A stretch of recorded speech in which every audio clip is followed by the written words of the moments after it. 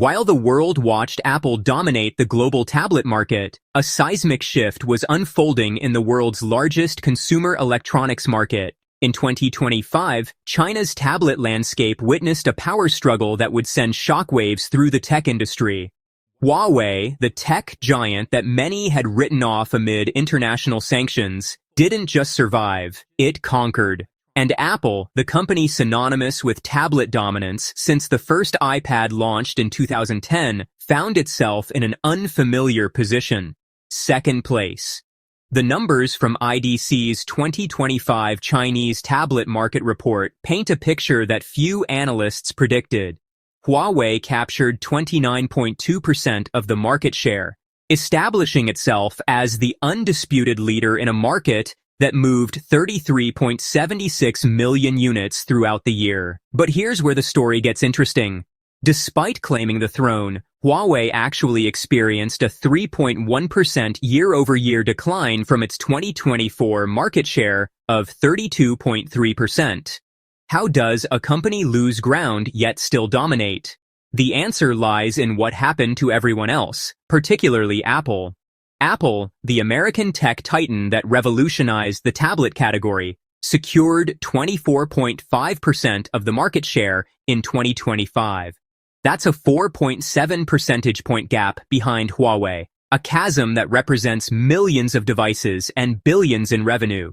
Even more concerning for Cupertino, Apple experienced a 2.0% decline from its 2024 market share of 26.6%.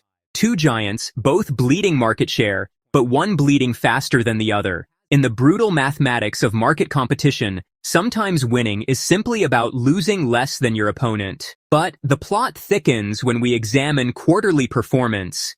In Q4 2025, Apple actually reclaimed the top spot, pushing Huawei to second place.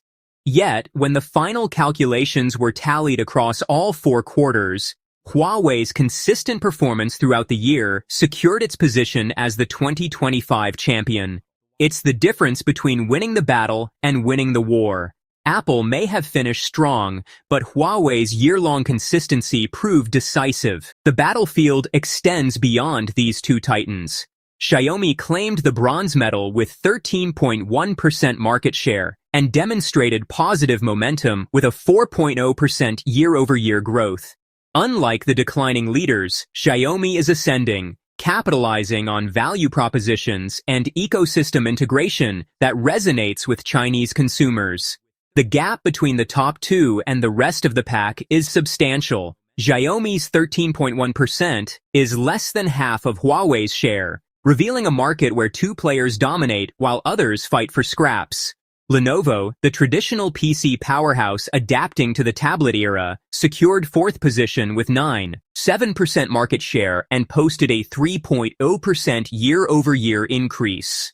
As a legacy brand transitioning from laptops to tablets, Lenovo's steady growth demonstrates that established technology relationships still matter in consumer decision-making. Meanwhile, Honor, the former Huawei sub-brand that gained independence, rounded out the top 5 with 7.7% market share and a modest 0.3% year-over-year growth. The significance? 4 of the top 5 brands are Chinese, with Apple standing alone as the only foreign competitor in an increasingly nationalist market. What drove this transformation? According to IDC, there's a secret weapon that many Western analysts overlooked: government intervention. The research firm stated, the combined effect of Chinese subsidies effectively stimulated consumer confidence and purchasing decisions, significantly increasing users' willingness to upgrade and improving sales conversion rates, thus driving double-digit growth in the market size for the year.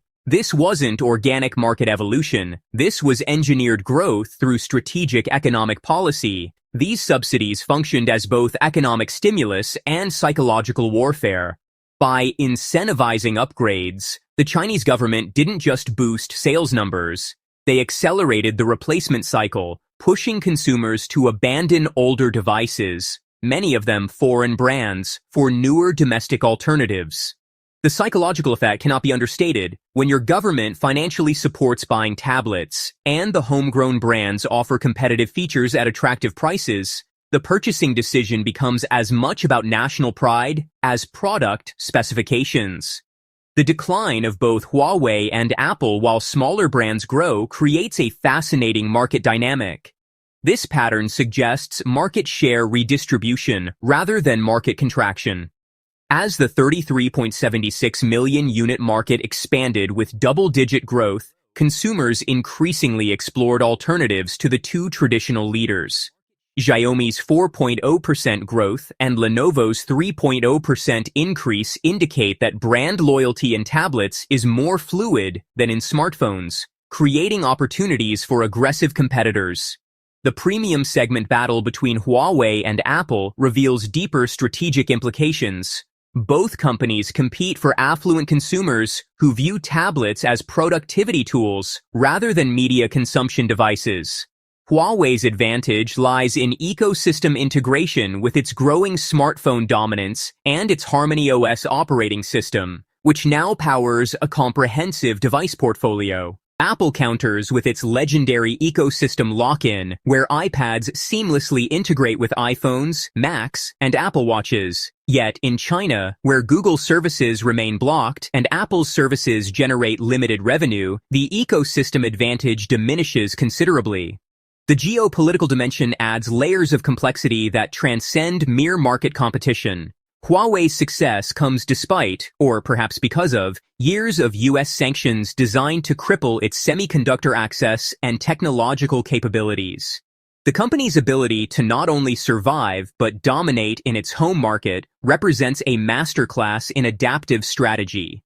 By focusing relentlessly on domestic market leadership while developing supply chain independence, Huawei transformed sanctions from existential threats into competitive moats that foreign rivals struggle to breach. Apple's China vulnerability extends beyond tablets. The company faces mounting challenges across all product categories in the world's second-largest economy. iPhone sales have struggled against domestic competitors offering advanced features, faster charging, and better camera systems at lower prices. The tablet market decline mirrors these broader difficulties, suggesting systemic challenges rather than product-specific failures. For a company that generates substantial revenue from Greater China, these trends represent strategic concerns that extend far beyond quarterly earnings reports. The absence of Samsung from China's top 5 tablet makers deserves attention. The Korean giant, which competes globally with both Apple and Chinese manufacturers, has effectively been shut out of the Chinese market across multiple product categories. This exclusion underscores how geopolitical tensions, nationalist sentiment, and government policy combine to reshape market access in ways that pure product quality cannot overcome. Looking forward, 2026 presents critical questions. Can Huawei maintain leadership while reversing its market share decline? Will Apple's Q4 momentum translate into full-year recovery? Or does it represent a temporary spike in an otherwise downward trajectory? Could Xiaomi or Lenovo leverage their growth momentum to challenge for the top 2 positions? And, most intriguingly, how will continued government subsidies, if they continue, further reshape competitive dynamics? Technology trends will also influence outcomes. Foldable tablets, advanced AI integration, productivity features that blur the line between tablets and laptops, and 5G connectivity becoming standard rather than premium features will all factor into consumer decisions. Huawei has demonstrated strength in foldable technology and AI development, while Apple maintains advantages in software optimization and user experience design. The company that best anticipates and delivers on emerging consumer needs will likely gain advantage. The Chinese tablet market's evolution reflects transformations extending far beyond consumer electronics. This is about technological nationalism, supply chain independence, and the gradual decoupling of Chinese and Western technology ecosystems. It's about how government policy can engineer market outcomes when combined with competitive domestic products. And it's about the limits of foreign brand prestige when facing determined local competition backed by strategic national interests. Huawei's 29.2% market share represents more than sales statistics. It symbolizes a tech ecosystem that has matured to the point where domestic brands don't just compete with foreign companies. They systematically outperform them. Apple's 24.5% demonstrates that quality and brand power still matter, but perhaps not as much as they once did when facing motivated local competitors operating on home turf with government backing. The 33.76 million unit market may seem modest compared to China's smartphone volumes, but tablets represent premium purchases that signal consumer confidence and spending power. The double-digit growth driven by government subsidies created a rising tide that lifted some boats more than others, specifically boats flying Chinese flags. As we observe this unfolding transformation, one thing becomes clear. The global technology market is fragmenting into regional ecosystems with different leaders, different rules, and different trajectories. What succeeds in China may not translate to success elsewhere, and vice versa. The age of universal technology dominance may be ending, replaced by an era of regional champions operating within their spheres of influence. So what happens next in this high-stakes technology drama? Will Huawei extend its lead, or will Apple mount a comeback? Can smaller players disrupt the established order? And most importantly, what does this Chinese market transformation signal for the future of global technology competition? Drop your predictions in the comments below. And if you found this analysis valuable, hit that subscribe button to stay updated on the tech battles reshaping our digital world.